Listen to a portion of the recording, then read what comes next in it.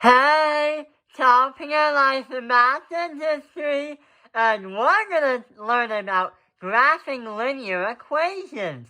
So, there are 4 different types of equations we're going to look at, because in the previous video, we have been learning how to graph just one equation. But since there are 4 equations, they can have many different outcomes and many different ways you can graph them on a graph. So, let's see where our first scenario might happen. So let's try and let's try and graph y is greater or equal to negative 3x plus 4. The first thing you gotta do is graph it, but wait, we're confused because there's no equal sign, because having an equal sign is known as a slope-intercept form. But having something besides an equal sign is a little bit confusing. So what do? The first thing we gotta do is we gotta think as if it was slope-intercept. So we're gonna ignore the operation right now, but assume this is slope-intercept, because when we graph it,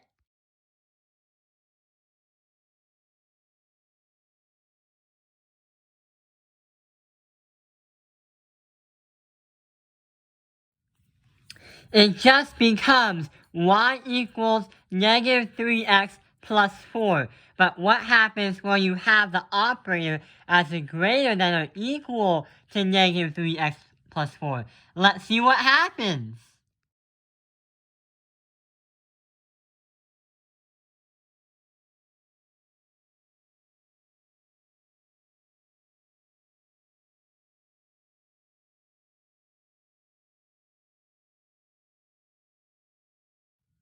So, when you have a greater or equal to sign instead of an equal sign, not only it makes the line to where the slope-intercept is, but it also shows all the also different possible answers that will work for y is greater than negative 3x plus 4. Whatever you answer for x, y has to be greater or equal to it. And the reason why that when you see the graph and you see the line, the reason why the shaded area is to the right above the line is because since your value for y is greater than your equation of all this, that means your shaded area full of answers is going to be above that line as well. Let's move on to the next problem and see what that line and shade looks like. So we have y is greater than 2x minus 5. But instead of having a greater or equal to sign, we have a greater than sign. But instead of having a line that is solid, we're going to have a dotted line because it's not including as the answer. It's not including y must be more or greater than 2x minus 5. So let's remind ourselves saying y equals 2x minus 5 and graph that from there.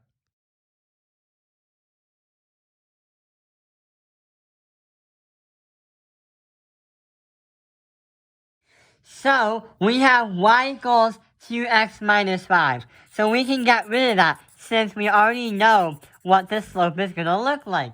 Now we type in y is greater than 2x minus 5. But instead of having a solid line, you're going to have a dotted line.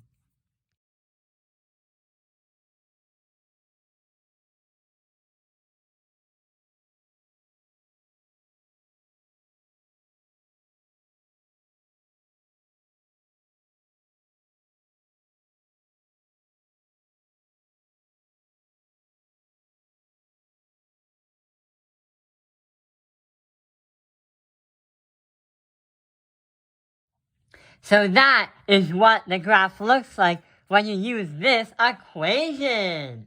So we have learned something. If you have a symbol that has this operator, greater than or equal to or less than or equal to, then your line will become a solid. If you have just greater than or strictly less than, then you are going to have a dotted line. And if you have y is going to be greater than or equal to, or just greater, that means your y is going to be above the line. If you have y as less than or strictly less than or equal to, then you're going to have y as the bottom of the line. Let's see what happens when we look at an equation and try to guess what the graph will look like. Then we'll graph it. So, we have two equations right here, but they're not in slope-intercept form.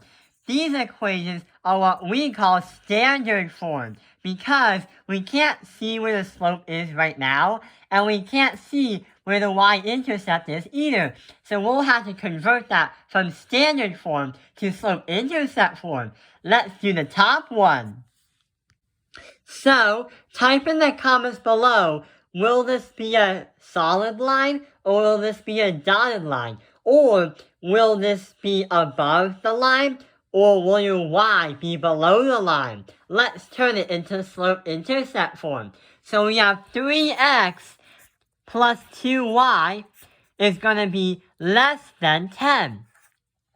So we already know that that less than symbol is going to make our slope or line a dotted line. But will our y be on top of the line, or will our y be on below the line? Let's see. So we subtract this by 3x, subtract that by 3x. We have 2y is going to be less than 10 minus 3x. Or a more formal way would say, 2y is going to be less than negative 3x plus 10. This is the more formal way, but doing it either way helps. So what we're trying to do is get y alone, because we want it in slope-intercept form. Or something that looks like slope-intercept form, because the y is usually isolated. So, going back to the equation, we still have 2y. What we have to do is get that y alone. So we're going to divide everything by 2 just to get y alone. So we have y is going to be less than negative 3 over 2x, that's our slope, plus 10 divided by 2, that is 5. So, boom, y is less than negative 3 over 2, x plus 5. Going back to our comments and our questions that we asked you guys to type in the comments, will our y be above the line or below the line? And when you look here, the answer is it's going to be below the line, because y is going to be less than all this equation. So we're going to say that y is going to be below the line. Let's graph it.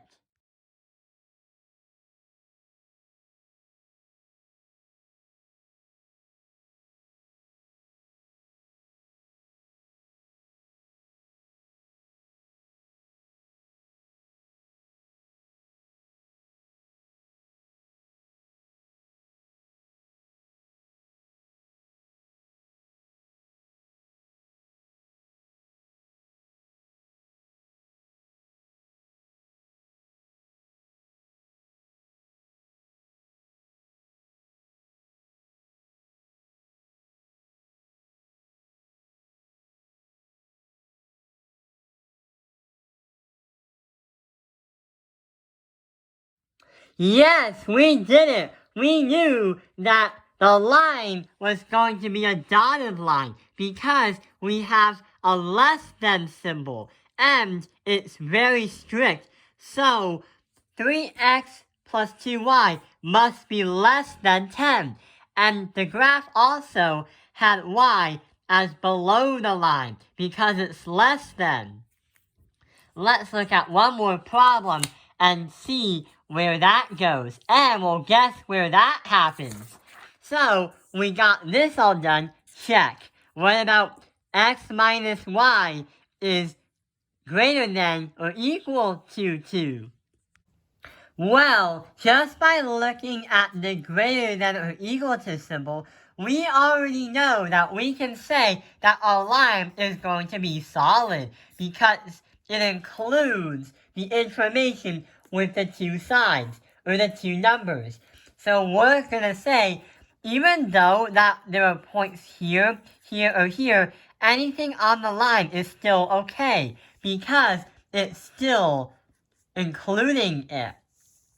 Let's put it into slope-intercept form. So we subtract that by x, subtract that by x. So negative y is going to be greater than negative or equal to negative x plus 2. But, we still have a negative y. Mathematicians never like it when their variables have negatives in them. So what we're going to have to do is turn it into a positive. So we must divide everything by negative 1. Because negative x is equal to negative 1. Because 1 of something. Or negative y is going to be equal to negative 1.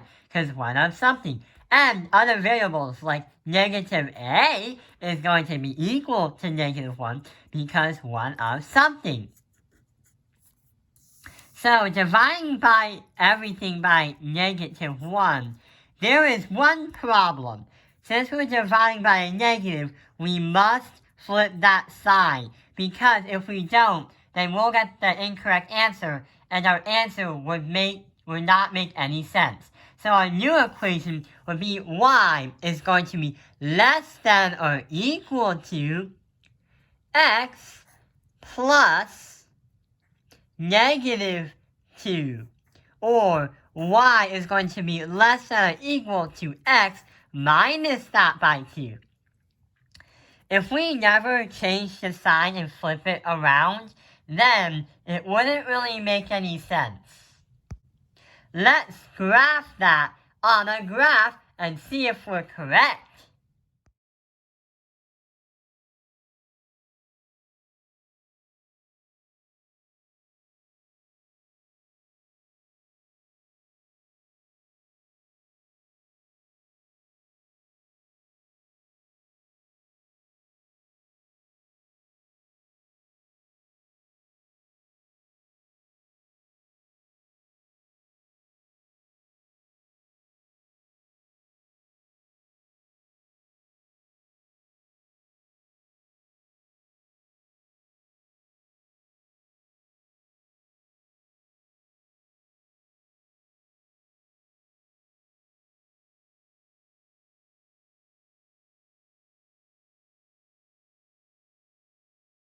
We did it because the shaded area was below the line, which means that our y value is going to be less than or equal to y, but it's less than or equal, so it's on the bottom.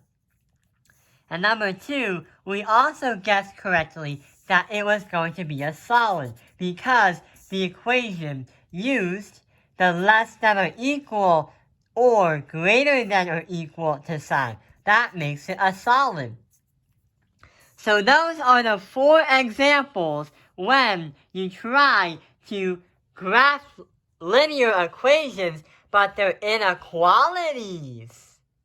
I hope this video helps you understand how to graph linear inequalities and find out what the 4 possible solutions are. Thank you for watching Taoping Airlines Math Industry. Like and subscribe!